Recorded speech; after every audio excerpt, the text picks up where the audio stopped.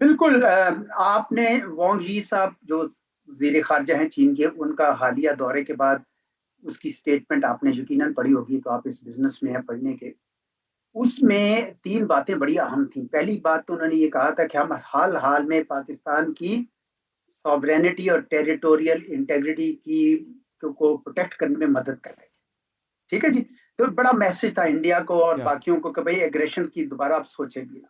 तो ये एक लिहाज़ से खित्ते में जंग खत्म करने के लिए बहुत अच्छा पैगाम था। हुँ, दूसरा उन्होंने ये कहा था कि हम पाकिस्तान के साथ मिलकर खित्ते में अमन की कोशिश करेंगे। ये बहुत अहम है।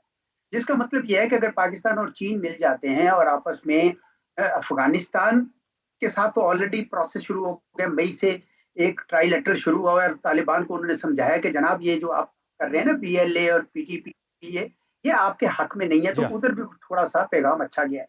हिंदुस्तान जो अब अमेरिका से बददिल होकर चीन की तरफ रुख कर रहा है, वो भी अच्छी डेवलपमेंट है क्योंकि चीनी फिर उसको समझाएँगे कि जनाब आप खित्ते में हम आपसे कितने ज़्यादा ताकतवर हैं, लेकिन हम वो उस तरह के काम नहीं करते हैं जिस तरह के आप हम चीन के देखें 14 हमसाए हैं। हिंदुस्तान के अलावा कहीं पे भी उनका उस तरीके से बॉर्डर पे झगड़ा नहीं।